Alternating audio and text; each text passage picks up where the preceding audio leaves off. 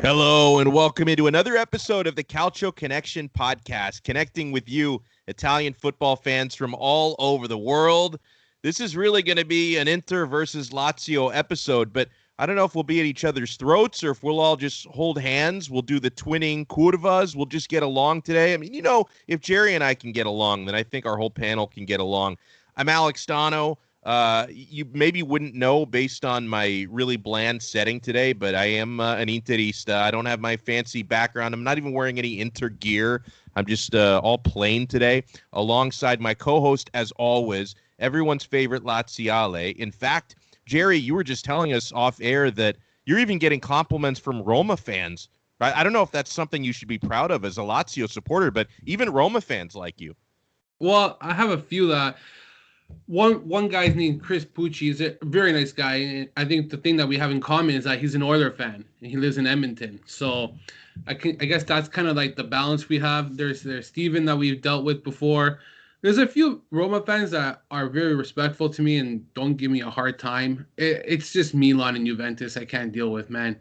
And it's weird. It's weird because even Nando would say, how does a Romanisti respect you? But it's Milan or Juventus. Well, first off, Juventus are cheaters, and I fucking hate them. More evidence to that today, by the way. Yeah, exactly. I just can't stand Juventus since I was young. And Milan, well, everybody hears the same story from me. I have a friend who always used to chirp me when Lazio would lose to Milan. Oh, Lazio lost, and I have to hear it for half a freaking hour, all day, all night. And it's like, fuck off. And it's like, Roma fans don't chirp me. I don't hear anything. Even like our friend there, John. Just his name went blank on me now. John McDonough? Yeah, he's all fun and games, man. And people take that guy serious. They're crazy. That guy's one of the I'm gonna be honest, one of the best Roma fans I've ever met because he just likes to chirp, but he means it all in good faith. So, you know what? Nando, you said something good on offline. I think it's the fact that Milan fans are just so relishing 2007 and still thinking about almost 2 decades ago. I think you have a good point there. and people will tell me that I'm living in the past for still talking about the treble that Inter won 10 years ago. And then we have Milan fans living 13 years in the past. But that's a good segue to introduce Nando. He's going to be the extra Laziale on the panel today. Nando, how you been, man? I've been good. Good, Alex. How about you, man? Everything's good? Yeah, I can't complain. I can't. We also have Inter representation on this episode, making his maiden voyage on the pod. You know him on Twitter as Jordan Belfort, but he's not the Wolf of Wall Street. He's Gianfranco joining us. How you doing, man? Good to be here finally. Listen, next week is going to be the decisive week, I think. We had a horrible start in the Champions League. It's unforgivable what Conte is doing.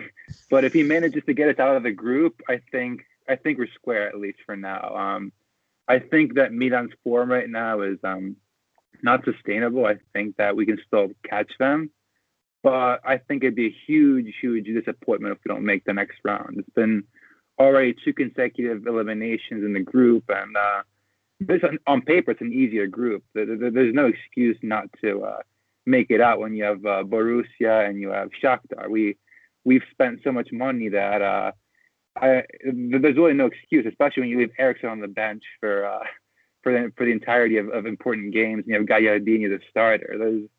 There's times where I can't understand Conte. He keeps all the same players for 85 minutes. He makes no changes. But again, if he gets past Shakhtar on Wednesday, all is forgiven, at least temporarily. But this is going to be a decisive week.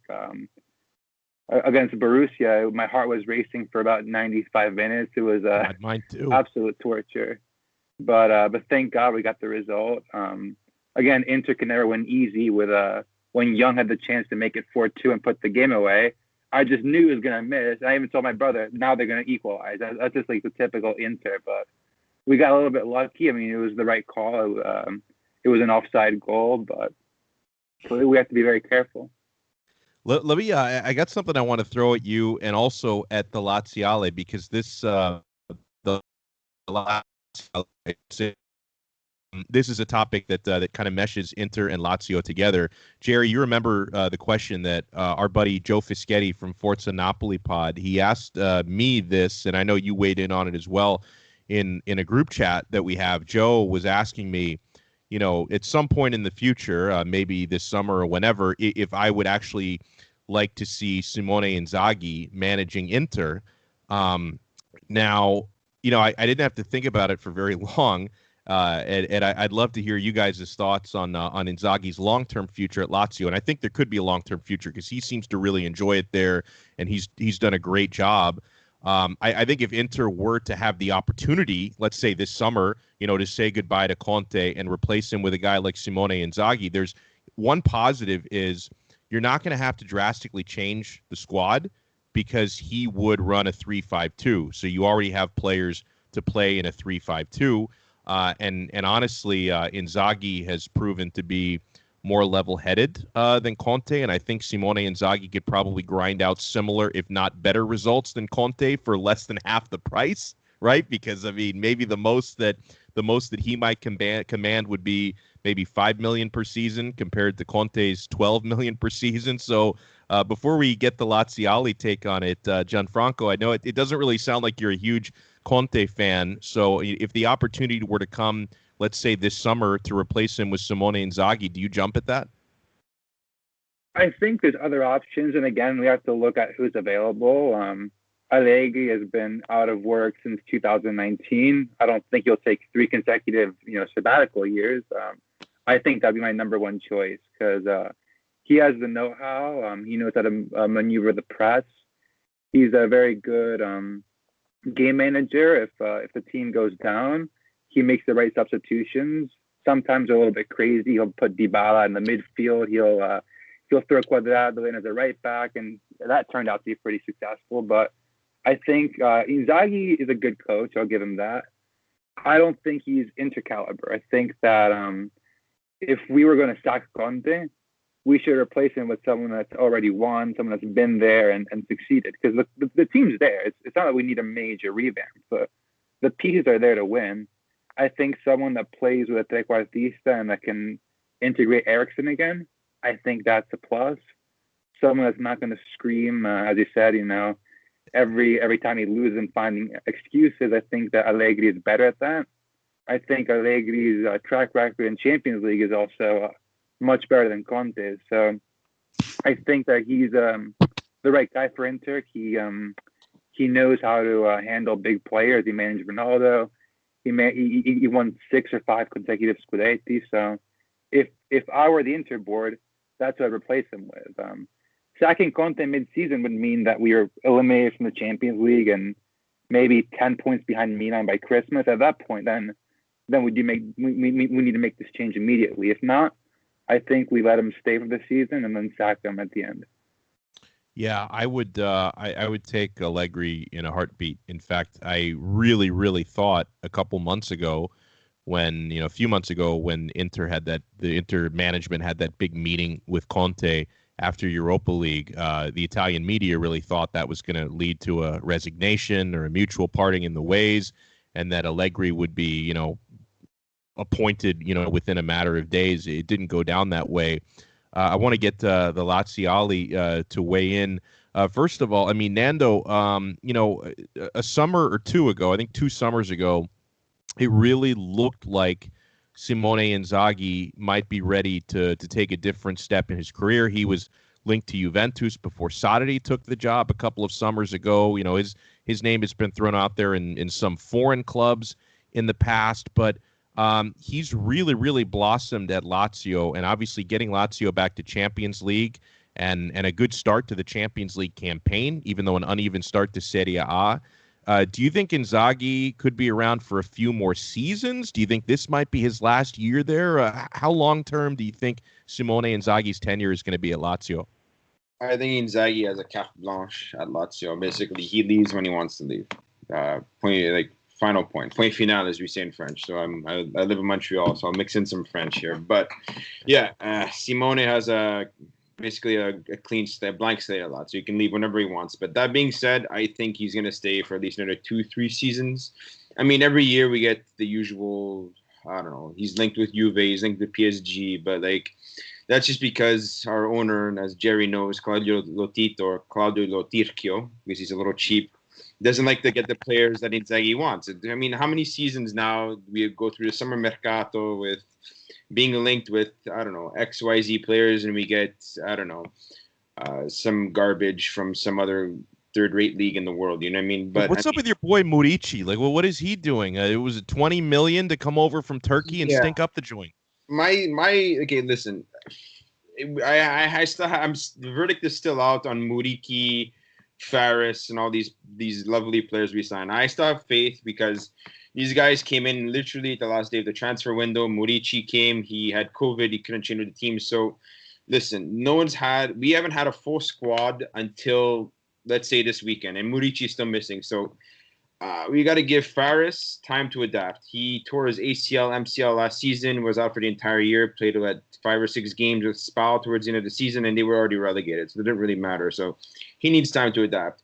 Murici was the center of attack for Fenerbahce, and now he's coming to a system tailor-made for Ciro Immobile, who is arguably the second best striker in the world at the moment. You know what I mean? So it's like you're transiting from the Turkish league where you have a lot more space in between defenders to Serie A where it's like very tight, where you're tightly marked. So it's a question of him adapting to the play. Like, listen, he plays well for Kosovo, and the last game he played for Lazio, which was against Zenit St. Petersburg, he asserted himself pretty well, and it was denied an amazing save by their goalie, who was literally robbed us 2-3 other goals that we should have scored. So I think he'll come good. So will Faris. And I just want to piggyback on your points. I do think Allegri is the pragmatic choice for Inter.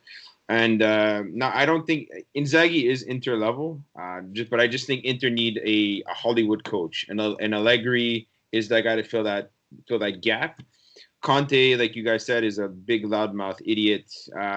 He's to me, he's the 5th or 6th best coach in Serie A right now. He's way past his expiry date, and I think you guys need to can him right now and get Allegri on board.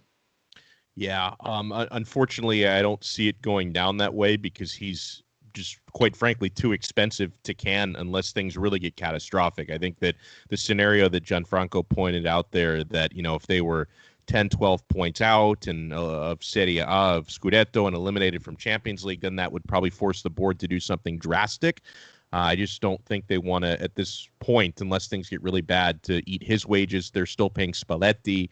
Unless they were to just bring Spalletti back and still only be paying 2 managers, which doesn't really make any sense, but it's a really tough situation they're in. Jerry, I think Nando hit on a lot of notes that you agreed with. I noticed you nodding a lot. And by the way, that is the freshest Lazio jacket I've ever seen. I'm not a Lazio fan, but I would wear that jacket. Like, that is a really, really nice piece of gear you have on there. But credit to Nando. That's where I actually bought it, on the Lazio style. So good job, Nando.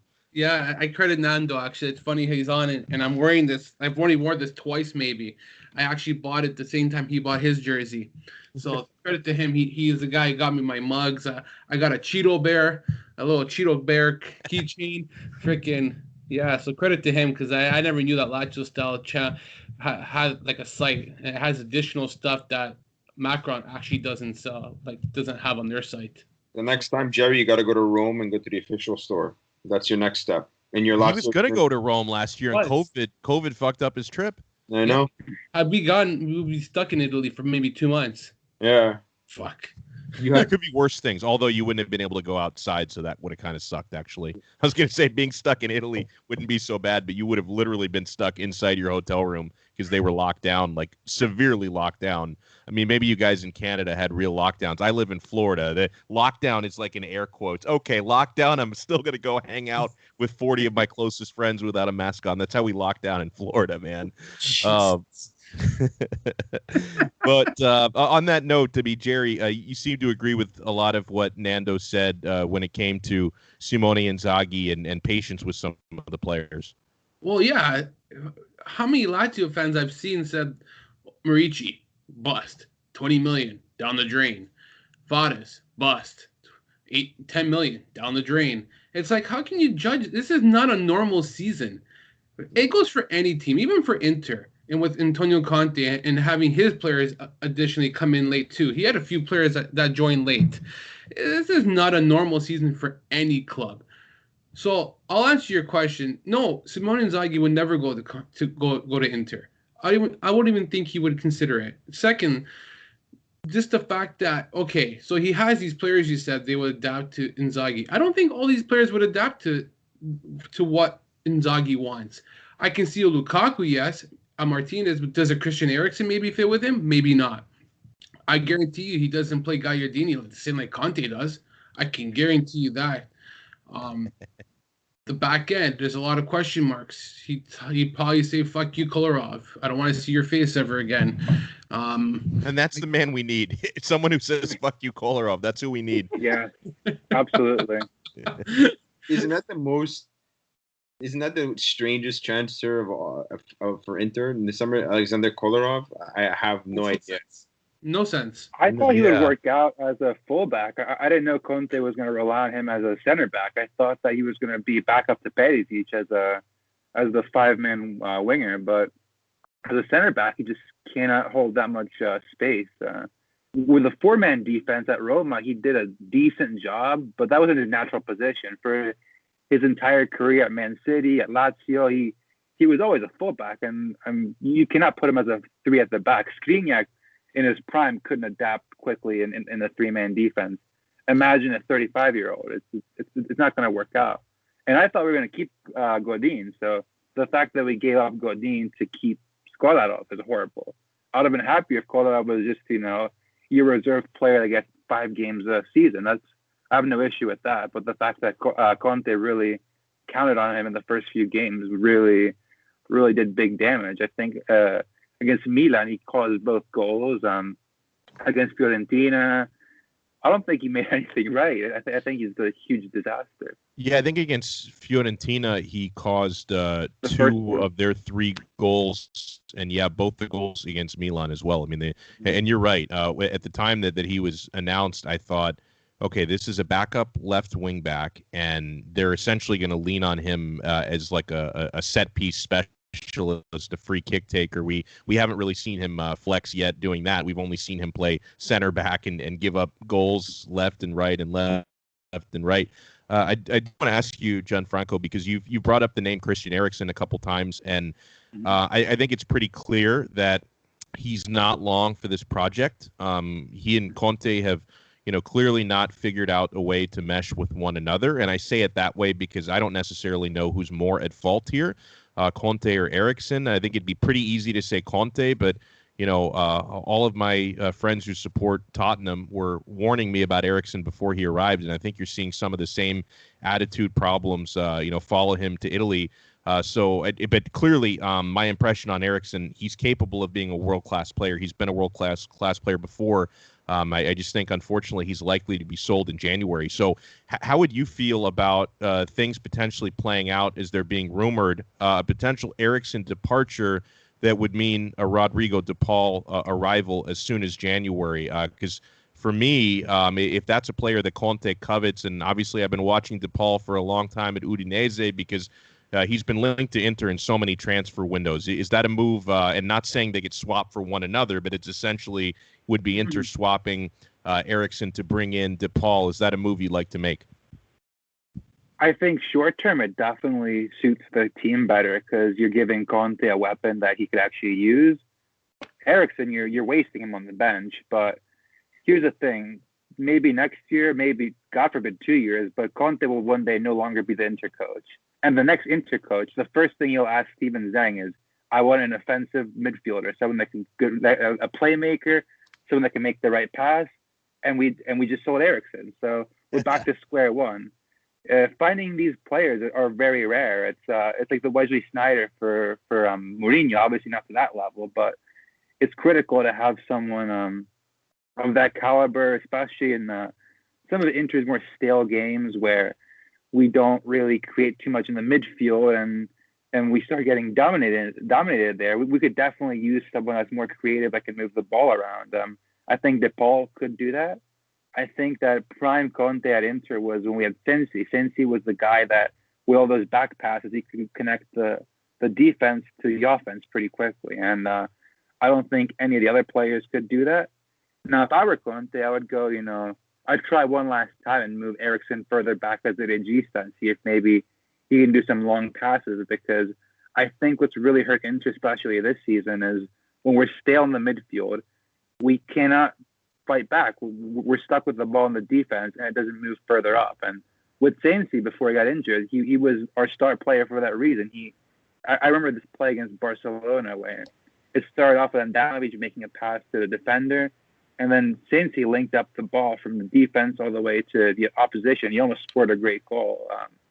So someone like DePaul would definitely be good for the short term, but it's going to really, really hurt seeing Eriksen go, because we've seen in Inter's history so many other great players get sold way before they had a chance to develop. Andrea Pirlo, Seedorf, the list goes on, Cannavaro. The guy went to Arsenal. What's his name? I'm forgetting. He went to Arsenal in the 90s. I don't remember that off the top of my head. Dennis Bergkamp. Bergkamp. Yeah, back in the back in the day. Yeah. Yeah, I mean, Bergkamp. It's a history that we just dumped these fantastic players, and it's really going to suck to see this guy leave, because international break, we saw how good he was. With Denmark, he shows off what he can do. So I think that, for the short term, if we want to win the Scudetto, if we want to do well in the Champions League, DePaul is definitely the guy to get. In my ideal world, we'd go for Luis Alberto, even though that's a little bit of a stretch. But he's having some hard time with the management, his contract. So hands off our magician, please. And I like to piggyback on that, actually. If Luis Alberto was to go to another team, he's not staying in Serie A. He's going back to Spain. Absolutely. Absolutely. Right now, he is not going to play. When I hear people say he's coming to Juventus, he's coming to Inter, no. As much as he probably would like to play for those teams and they have that winning mentality, he go to Sevilla, any top Atletico Madrid, I think. Yeah, like he'll go somewhere where he can be back home with his wife, his kids. He is a Spain guy. That's what he's mentioned. He's always been rumored to Sevilla since last summer. They can't afford him. He's going to go for like 70 or 80 million euros. Sevilla, I don't know. Sevilla's never spent more than 35, 40 million euros on a player. I think it was Jackson Martinez went to Atletico, but I don't know. Sevilla doesn't spend much on players. So wait, when does the contract expire? How much longer is he? He just signed a 5-year deal, and he's at cost control at 3 million euros a year. So that's why when I see all these rumors, he insulted like Lotito's plane, but he's been known for these like stupid childish outbursts, and Inzaghi's always been the peacemaker. Lotito is just a hot-headed Roman, will like get mad, and once like he starts getting the results, it's gonna be fine. Like the only way I can see us selling Luis Alberto is if we have a ready-made replacement. Which it's impossible to find. The guy was one of the best playmakers in the world last year. Who are we going to realistically replace him with? How are we going to replace 14 or 15 assists and 10 goals a year? It's impossible. So you just weigh him out till he dies, like till he dies on the pitch. You know what I mean? Till he wears away. Same thing with Immobile. I think DePaul can replace him.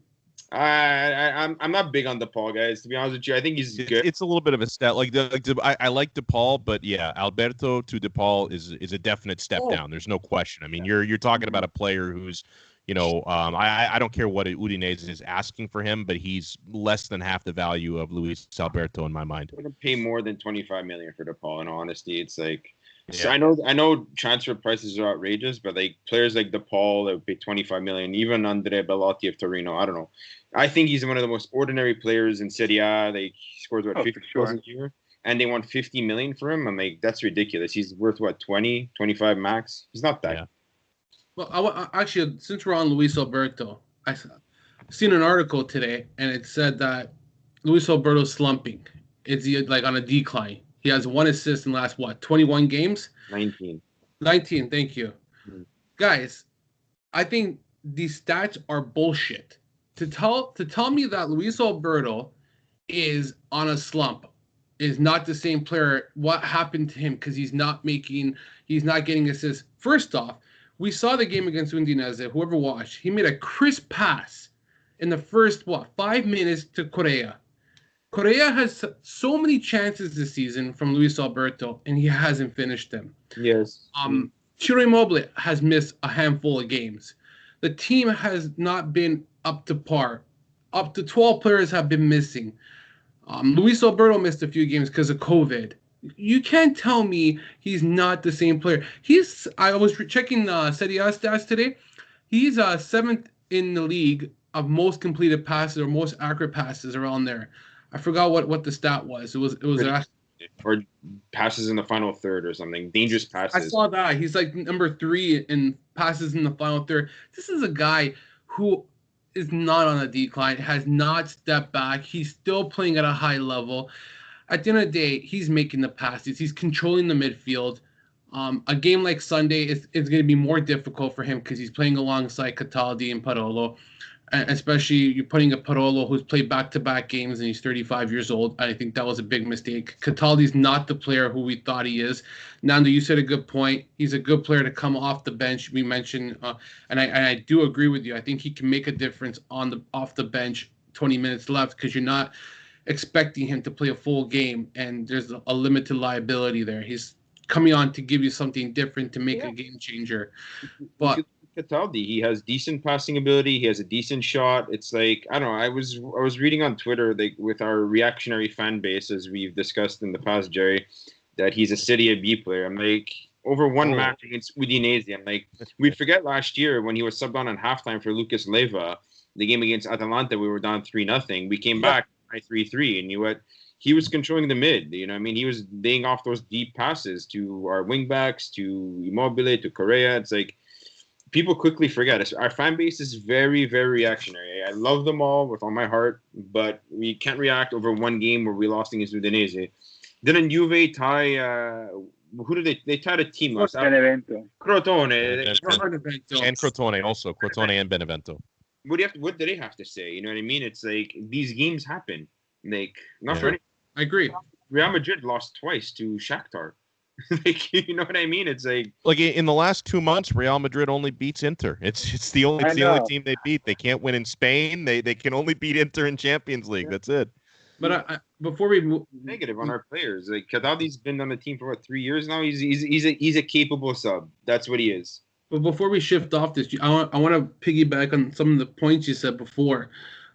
You're right, like about Marici and about Fades. Like, these players need to be molded in, and it's not just Lazio. It comes with any team, even Napoli. Look how many new players Napoli have, and they're still trying. They've even said that they're trying to build their chemistry, understand each other, how each player plays. But Marici had COVID. He had a hamstring injury. He finally got healthy, and then all of a sudden he had to go play international play, which is bullshit because his whole Nations League and whatever if it's not World Cup qualifiers or Euro qualifiers, scrap it. That's just my opinion. Dude, go easy on that, man. I swear the only sports bets I have won in the past month were on UEFA Nations League. I fucking cleaned up in Nations League. I can't win a Europa League bet. I can't win a Champions League bet to save my life. Nations League are the only bets I can win. No, for sure. Alex, you want to talk about missed bets? This Wednesday, I played a 5-game parlay for the Champions League, right? I had Lazio tied. I had PSG winning. I had Juve winning. I had Barca winning. The only one I missed was Chelsea and Sevilla. So out of I would have done $1,000. And wow. My God! I end up coming to Inter. Cost me $1,000. And I can't believe it. It really just broke my heart. And you would never bet on Sevilla losing that badly to Chelsea. Oh. Yeah, those lame clubs that spends millions per year just stay stagnant. Sorry, Jerry. I know you're a Chelsea fan, but it's like, well, and think about all the strikers they brought in, but it took Olivier Giroud, who's been there for a century, to come on and score 4 goals. And I love Sevilla; they're my favorite Spanish club. But it's like, when I saw that, I'm like 4-0. I expected like one of the new exotic signings that score Werner, Havertz, Ziyech. Right. But it was Giroud, the 35-year-old. You know what I mean? Good for him. Like, he's France's version of Miroslav Klose, but like, Giroud isn't that good. You know what I mean? I think he's a good player. He's a very good player, but he's not 4 goals good. Right. No, you're right. But when you're playing around good talent, what they have, like they do have a lot of good talent around him, but he's gone. He's gone in January. He's not staying. That's just my opinion. I think that he's out the door. I think he's gonna stay because he is the hot foot right now, man. Lampard's gonna abuse him until he doesn't score anymore. I don't know. I'm following Chelsea. Is Werner scoring or? That was his first. I think his past game was his first start this season. And he hasn't started a game yet in the EPL. He's come off of the sub. Yeah, I think that's his first or second start this year, man. Oh, wow. He needs playing time to play for the Euros for France. Oh no, I'm talking about Timo Werner. Timo Werner. My apologies. Yeah, he's started many games this year. I caught the game against. How much has he been scoring though? Yeah, he scored. You know, I watched the game against Newcastle. He missed like 2-3 chances. Yeah, but I think prior to that, he's got like 6 or 7 goals this season. If I'm not mistaken, I think Nando's checking right now. I am. I think he's got. I like Werner. I think Werner is like the real deal. I think this guy's gonna be a superstar. I'm still on the fence about Kai Havertz. I don't know about him. I don't know. I feel like he can be a big bust, but he can be a big boom. So totally agree with you on Havertz. Like I don't know. What do they pay? 100 million for him? 80, 90. I think it's way too much. Yeah, for a 21-year-old, I'm like, you can do way better than Kai Havertz for 100 million euros. You know what I mean? Not for anything. Real signed Eden Hazard. He hasn't worked out, but like you can bring prime Eden Hazard at 27 years old for 100 million euros versus a guy who's had two good seasons in the Bundesliga. Not money well spent, in my opinion. I wish Hazard never left Chelsea. Werner has 4 goals and 3 assists. I think Hazard 4 goals, 3 assists. It's not bad. Werner, yeah, it's not bad, but I mean, would they pay him 70? He should be scoring more. But Lampard's weird. He's played him on the wing. He's played him everywhere. It's like I hate these coaches that buy these players. You buy a striker and you're playing him on the left wing. It's like I don't know. I was listening to a pod actually, zonal marking, and they said that when you look back at a striker, the goals that they should be recognized and counted for should be the open play goals, not penalty shots. Mm-hmm. And yes. Careful what you say about that, Jerry, with your Capo Canoniere. Hold on. I agree. Penalty shots is not a stat to look at. But there's say skill behind penalty shots, Jerry. Sorry? There's still a skill behind penalty shots. That's what I want to do. I haven't get to that point yet. I still want to say that they have to take into effect some of those penalty shots are well earned. You know what I mean? He earned a penalty shot against Udinese. It was a poor pass, but he read the play. He took his run and he got fouled in the box. That's it. So for me, when I hear, it's another penalty shot goal, but how did he earn that penalty shot? No, yes, okay, a lot of those handballs last year, a few were the right call and a lot were bullshit. But we can say that for so many teams. I know everybody's gonna say Lazio's got the most penalty shots last season. They had 17 or whatever, blah blah blah. And yeah, okay, I get it. It's one season, most penalty shots, but people need to understand, a lot of these penalty shots are earned, and a guy like Immobile is gonna get most of the calls because of the way he plays, his ability to run fast, try hard. He presses the defense, he presses the goalkeeper into making mistakes, and he gets fouled a lot of the time, even with his runs. So when I hear, penalty shot goals shouldn't be counted, they shouldn't be looked at a player's status and what he was done. First, I think a lot of those goals should be considered because you need to look at how it was earned, why it was rewarded, awarded. So I sometimes I know that the penalty, it's a debate. A lot of people think it's an easy way, it's an easy goal. Well, and not to mention, I think it's easy for fans just to assume that every penalty shot is automatic. I mean, ask our guy Zlatan how easy it is these days to hit penalties. I mean, he's had a few bad misses this year. I think people kind of take it for granted that you're playing a chess match with the keeper. It's not only about placing the shot, it's about trying to get him to dive the wrong way. Occasionally you might even, throw a cucchiaio into the mix. There is an art behind taking penalties. There is. I'm just want to go on the back on the Immobile, Jerry. It's like I think we had how many did you have last year? 14 or something? 14. Yeah, Something 14. 14 penalties. Yeah, I he think had 20 open play goals and 14. either 14. Yeah, so I think he earned out of those 14 like 6 or 7. That's pretty damn impressive if you think about it. Like that's still a hell of a lot. And I was thinking of big games against Juve. Again, I can't think of any off the top of my head, but he did a lot to earn them. The 2 against Atalanta, like he was fouled in the box by Atalanta Serie B defenseman. Naturally, you know what I mean. So I'm a big Atalanta hater. So anytime I have a chance, Well, no wonder you and Jerry get along so well. I mean, I'm with the. Well, what about you, Gianfranco? You an Atalanta hater? Because I think Jerry's talked me into being an Atalanta hater. Listen, it's not that I hate them, but it's Gasperini. Like, I hate Gasperini. I hate Gasperini. Yeah. You know, it's not that I hate him. I hate his success because I love to see coaches that we fire fail. Like De Boer, he's gotten fired by like 3 other teams. Like he hasn't won anything. So I love to see that. I love seeing Mazzarri fail. I love seeing Ventura fail. But seeing this guy like succeed with like no budget, especially, you know what bugs me the most? It's their luck in Champions League. They were in pot 4. They got a Mickey Mouse group. Yeah. They won the last 2 games and made it to the next round. We got drawn against Dortmund and Barca last year, and then he gets the easiest possible round and with Valencia in the round of 16. So yeah, I mean it's a nice story because I mean I don't hate Bergamo and I don't hate the Atalanta fans. It's more my hatred of Gasperini, especially his high pitched voice. If you hear this guy talk, he sounds like Mickey Mouse. I just hate him so much, and the fact that he's being successful. I mean, look, I'll give him this. I had Paco Gomez in my Fanta Calcio for a couple of years, so he always comes in handy. So I do appreciate the goals that he gets, but I do not like Gasperini at all. I can't wait to see Atalanta implode and then get sacked. He is going to get fired this season. I think so.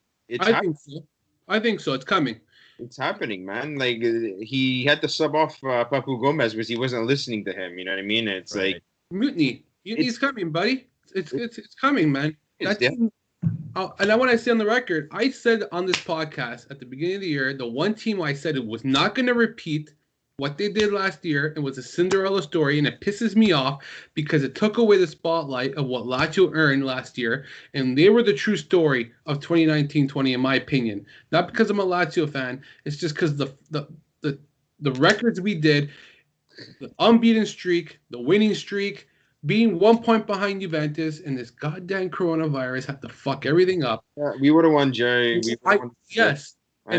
Then to hear the restart of the season, I have to hear Atalanta is the real deal after the break. If you want to tell me the story after the break, who the real deal was, it's Milan. Yeah. Got to give credit where credit is due. Yeah, give credit, man. Milan's the team, not this freaking Atalanta shit where, we popped 5 goals. We popped 6 goals. Where are the goals now? Yeah, they popped 5 goals against, I don't know, that Wi-Fi password of a Danish team. What's their name? Thailand? I don't know. They are looking at like, this is something I would put. Yeah. Back on just really quickly on Gasperini, there's another reason why you should hate him, because doesn't he resemble Jeffrey Epstein a little bit? Oh, he does. He does. Yeah. Dude, I've never thought about that. That's just it might be the same guy. I know they say Epstein's dead, but check in Bergamo. Is he Gasperini instead? Not only is he an arrogant twat, but like, doesn't he resemble Jeffrey Epstein? It's like, Jesus. Hey, I want to move on to. Go ahead, Gianfranco. You have a point. Go ahead. One more thing before I forget. The last thing I cannot stand about Gasperini, against Inter, he becomes Mourinho on steroids. We barely beat Atalanta. It's almost always we lose to them. But when we need Atalanta to do us a favor against Juventus, he just bends over and loses like 4-0, 3-0. I don't think he's beaten Juventus one time. And I keep seeing this meme that he used to work for Juve as a youth coach. And I saw a picture of him wearing the Juve jacket.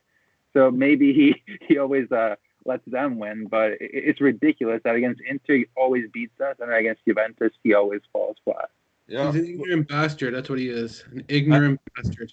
I want to get into Champions League scenarios for Inter and Lazio to get through the group stage. Obviously, it's really complicated for Inter. It's not nearly as impossible as we thought it would have been, but certainly have to thank Shakhtar for blanking Real Madrid, and then Inter coming through in a wild game against Mönchengladbach this past week. So what Inter needs to get through, they have to beat Shakhtar. And they did beat them in the Europa League last year. They outplayed Shakhtar in the group stage earlier, but it was a frustrating 0-0 draw. So Inter is certainly capable of beating Shakhtar. There's no question about that. They also, though, they need for the Real Madrid Borussia Mönchengladbach game to not end in a draw. They need one of those two teams to beat the other. If it's a biscotto or if it's any sort of draw, Inter will not qualify no matter how much they beat Shakhtar by. So they need a result in the other game. They need to win their game. How do you think it plays out, Gianfranco? Because I'm strangely optimistic. I feel like in a normal year, something would go wrong, right? Either Inter would win and then the other two teams draw, or or one of the other two teams is getting a result and then Inter gives up like a 94th minute equalizer to fuck it all up. But there's something about 2020 where up is down and down is up. And it looks as though Inter is rounding into pretty decent form. I mean, the 3-0 at Sassuolo was impressive. They made a couple of mistakes against Mönchengladbach, but attacking-wise, they had a really solid performance in that game, and Lukaku played like an absolute monster. So in a weird way, I'm expecting Pazza to be like anti-Pazza, and Inter is actually going to get some luck. You're shaking your head. You disagree. You think something's going to go wrong. Not wrong, but definitely Pazza. Come on, you support Inter. In the last 5 years, the important games we've won against Lazio in 2018, against, who was it, Empoli the following year, get Champions League. It's always a heart attack. So, yeah, maybe we do go through, but it's going to be like a 1-1 until the 95th minute when Lukaku scores the and it wouldn't even be winner. Lukaku. It would be like Darmian would score the game winner, like something Vecino, crazy. The last minute Vecino goal, that's always a classic. But yeah, look, I'm more worried about Inter winning the game than any possible biscotto, because at the end of the day, if Shakhtar wins or draws and the Madrid game ties, then Real Madrid's out. So they have no interest in tying this game. And if Inter sees that this game is being tied, if I were Conte, I'd say, okay, throw the game at the 95th minute, because I don't want to go to Europa League. Europa League, the Thursday games really get in the way. I would rather have the full week to recover and focus on the Scudetto. Yeah. Because, I mean, if Inter wins the league title, then we don't have to worry about the UEFA ranking. We'll still be in pot one no matter what. So I think you have to do the calculations there. But I really do think that it will go down to what Inter does. I think that even though a draw eliminates us, I'm not too worried about the other teams. I think there'll be a result. I would love to see Real Madrid get knocked out. I don't know if you know that Twitter account, that Spaniard, he's obsessed with Inter. He keeps calling Inter Chievo d'Europa. Yes, Aziparte. Oh, I want to slap that guy in the face. Oh, same. So, like, if for some reason... What's his name? Like, Vincenzo Aziparte. It's this... Yeah, he's like he's a Spanish media guy. And what was... I think he's a politician. He's a politician. Okay, I wasn't even sure. I think... Better.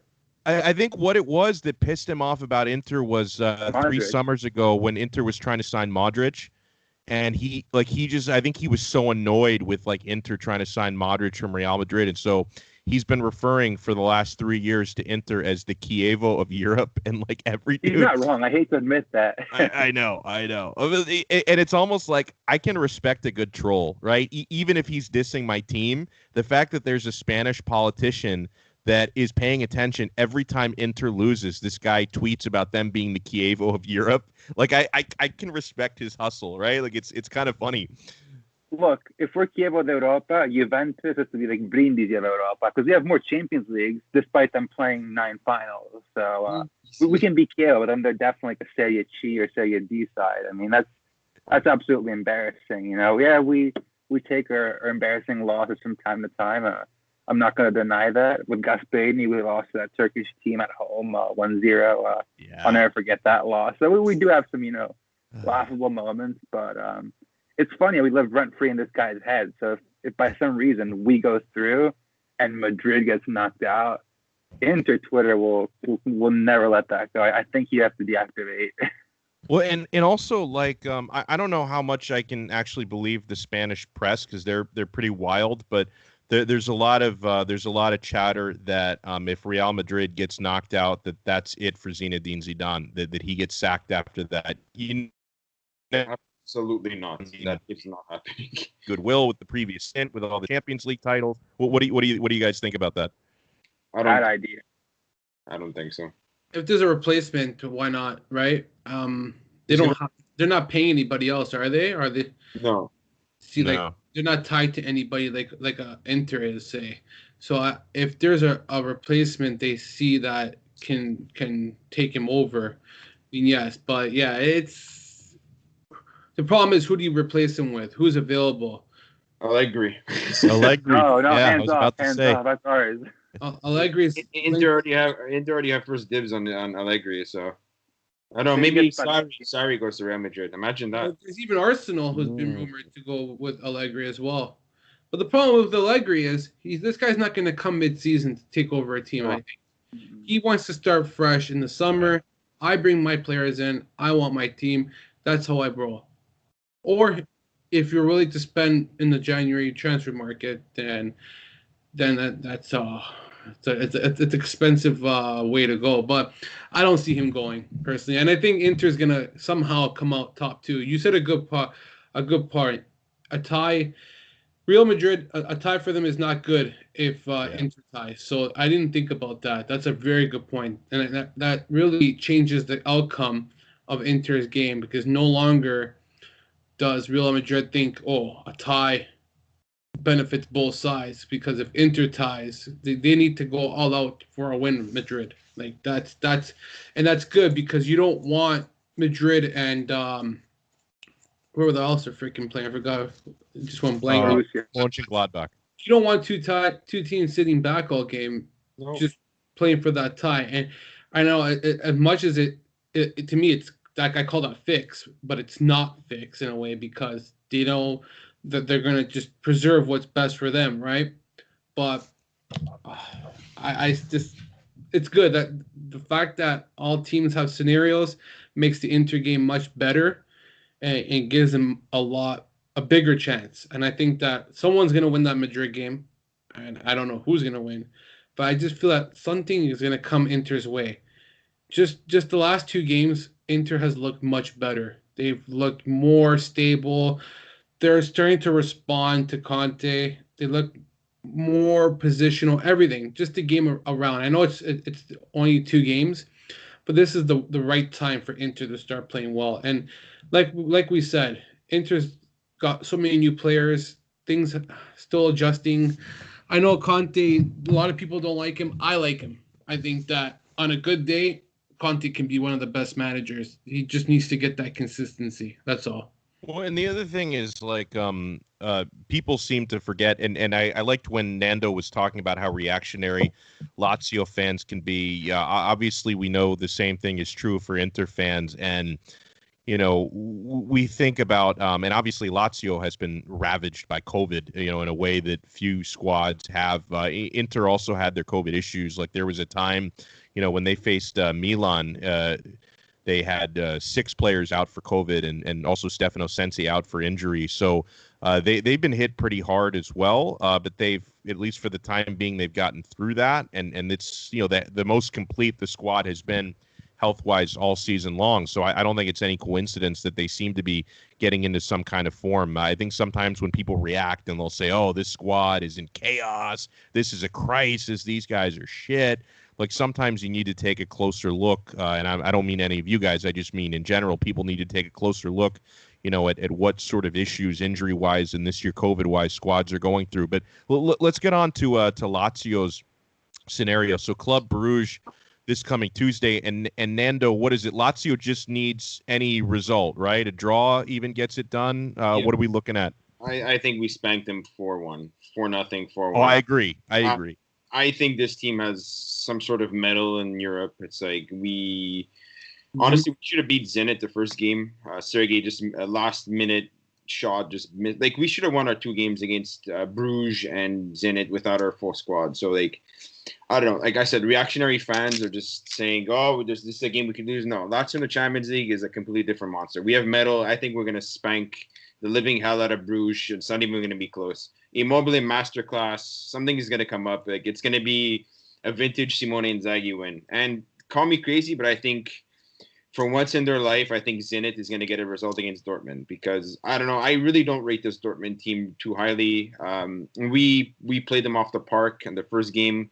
Yeah, okay, they had a few 20 minutes of pressure where they were down to nothing, but I don't know. We dominated that game. We won 3-0, and honestly, we should have beat them last game on their home turf. It's like they had that one chance where they scored. It was good. We had chances too, but I don't know. Towards the end, the last 20 minutes, we dominated. We should have won that game. Flat out, I think Lazio is going to win 4-1, and they're going to win the group.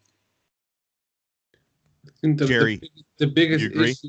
I think the biggest issue in the last game was that Lazio started too slow. Yes, That's the first 5 minutes. I don't know if you remember that. Dortmund had possession for a good 5 minutes. Yeah, you're right. Like I thought the first half, Dortmund kind of controlled the play a lot. It wasn't that they really had chances, but they just controlled them. We didn't get them much, but when they did have a chance, I'll give them credit. It was a decent chance. Yeah.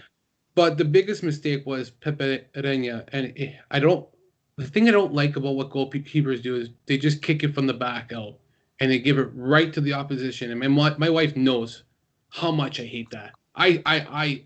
It's my biggest pet peeve. I don't like it because don't just kick it away. Because first you catch your defense out of position.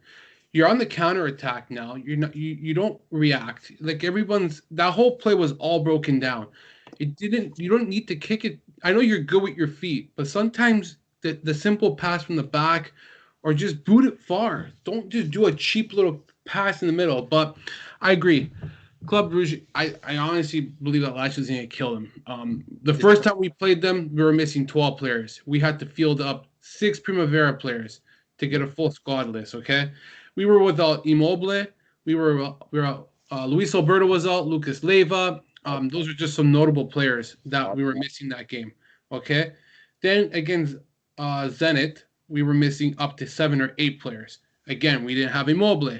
We didn't have Luis Alberto. We didn't have Lucas Leiva.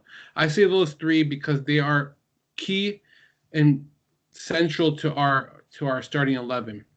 When those players are missing, it's much more difficult for Lazio. And I know we do have depth, but our depth has been used in Serie A. You see Stefan Radu being used in Serie A. Parolo's being used in Serie A. Akpo coming off the bench. Caicedo's been used more in Serie A. Vedat Marici was being used to offset Correa and Immobile. But these things haven't been going to plan because of so many different outcomes on scenario situations, so many things. But Simone Inzaghi deserves a lot of credit. And this guy has been able to weather the storm, may it be Claudio Lotito's big mouth, but the Peruzzi saga, to the Luis Alberto saga, to everything else. But just in general, they just look like a different team in Champions League. And I'm hoping, starting tomorrow, that mentality they show at Champions League, they bring it to Serie A. Or else or it could be that after next week, Lazio can start focusing on Serie A, no longer mid games during the week. So, yeah, I agree with you, Jerry. I think, it's going to be a wash. Like I don't want to underestimate Bruges. They're a decent team, but listen. We're at home. Yeah, we're at home. Hopefully we have a full squad. I want to piggyback on that. We were also missing Lazzari. You saw the last 20 minutes he came against Dortmund. He destroyed that left flank. Like, I love Maruzic. I think he's a very efficient player, but he doesn't have that explosiveness that Lazzari has. That, you know what I mean? So yeah, I think he's important too. I think we're gonna qualify. Call me crazy. I think we finish first place. Wow. Hey, real quick, guys, before we wrap up this episode, I didn't want to spend a whole lot of time on the next Serie A match day, only because I think a lot of people will probably listen to this episode maybe after these Saturday games, because we're posting this Friday night in the U.S., early Saturday morning in Europe. But we have at 9 a.m. Eastern time on Saturday, Lazio on the road at Spezia. So real quick, Nando and then Jerry, your prediction, win and score against Spezia. I'm going to go 2-0 Immobile and Andres Pereira, who's going to get a rare start. Fucking son of a bitch. You took the shit out of my mouth. You took the shit out of my mouth, man. My God. I actually was going to... On my match preview, I wrote Lazio 2-0. I was actually going to say the same thing. I was going to say Pereira because I just feel that him playing with Immobile, it's like a Correa. Yeah. It's kind of... They have similar traits. And I was saying this to Avesto on Twitter, and I was saying that if Vedat Marici is out, Pereira is a good option to use up front. And we saw a little bit against Dortmund. And this is a player who's only played 100 minutes and needs to play more, especially how much work they did to get him on loan. He needs to be playing more because I think this guy has the potential. Like he is the Wesley Hoot of a forward now, who didn't work out in the EPL, but can really work out in Serie A. And you know what? One last thing. Simone Inzaghi is probably the only manager I know that can bring players' careers back to life. Like, I don't know anybody else. And I'm not trying to say it's because it's Lazio, it's Luis Alberto, Ciro Immobile. I'm starting to see Andreas Pereira, Wesley Hoot. Like, you tell me a guy like Inzaghi, who people say we got scrub signings, and all of a sudden we bring these signings to like life, and all of a sudden Immobile is worth what, 50-60 million. Alberto's what, 50-60 million. Sergei Milinkovic-Savic is worth what, 80 million. Like, you telling me how a guy like that can get the most out of signings that are what, 5 to 20 million? That's freaking, it's insane. Immobile, 8.5 million from Sevilla, summer of 2016. Yeah, man. That's the best 8.5 million ever spent in your life. Seriously. Yeah, I wish I had that kind of money to spend. Right? So for Inter Saturday, they're going to be hosting Bologna at the Giuseppe Meazza. I'm going to go for an Inter W in this one. I'm going to say I'm tempted to say clean sheet. I'm going to have Inter 2-0. I think Lukaku brace in this one. He's red hot. I'm assuming he's going to start this game because he came off the bench in the last Serie A game. So I think Lukaku starts, going to score a brace. Gianfranco, what do you think? Actually, if you look at the recent history, Bologna, for some reason, always gives us a lot of trouble. We actually lost and gave up the Scudetto because of that Bologna game, thanks to Mr. Gagliardini, my least favorite player of all time. So I don't think we'll lose the game. I think that, we'll win, but it'll be a very suffering, 2-1. I think we'll probably go down at first. We're going to start, the first 30 minutes where Bologna dominates us, 1-0. And then I think we'll call back in. I see a Lukaku goal. I see a Sanchez goal. I think Sanchez has been an added value, especially, I think post-lockdown, he's one of the best players, based on the form, of course. And I think that people are too quick to put Martinez over Sanchez, but I think for big games, I think it should be Sanchez. I agree 1,000%. Honestly, I have more faith in Sanchez. Martinez, obviously, he's capable of so much more just with his youth and his athleticism right now. But as for a guy I would actually trust to make plays in important games, right now I trust Sanchez more than Lautaro. And there's a very good build-up between Hakimi, Sanchez, and Lukaku. They form a very good triangle that Hakimi has not been as good as he wanted to so far. But whenever Sanchez is playing, he feeds them these really good balls, and then Hakimi can then get the right cross in, and then Lukaku finishes. I think those three players, when you play them together, that's going to be a very, very good offense. And I see Sanchez getting on the score sheet. And if I were Conte, I would definitely consider starting Sanchez for arguably the most important game of the season right now. If we go through to the next round of the Champions League, it definitely gives us a lot of hope. Other than Liverpool, I really see Inter can beat any of the one-seeded teams right now. I think Barcelona is number one. Borussia Dortmund will win their group, I think. I think Man United will likely win their group, Chelsea. So out of all the remaining one-seed teams, I think only Liverpool and Bayern, those are the two teams that Inter cannot play for. Any other team Inter can beat and then make a quick run. I mean, look what Roma did in 2018. They made the semifinals with a much weaker team. So in Champions League, you need just one or two games, and then you're on a good roll, and you can go as far as you want. I don't think we'll win it, obviously, but again, if we make it to the next round, I don't think Inter will just get battered away. I think they're there to fight, and I think it'll be. I think Saturday will be a good reflection of what we can expect. I expect a little bit more of suffering. I don't think it'll be an easy game. No way Andanovic keeps a clean sheet. He just can't do it right now. I think Orsolini, there's Musa Barro. There's just some good Bologna players. I think Mihailovic is not a bad manager, so they're going to definitely show up to win this game. But I think that Inter will get the winner eventually. Well, we'll wrap up the episode on that note. First, Nando, is there anything you want to plug where people can find you on social media? Anything you have going on? Yeah, I'm on Twitter. You can find me at Nando_Magnus.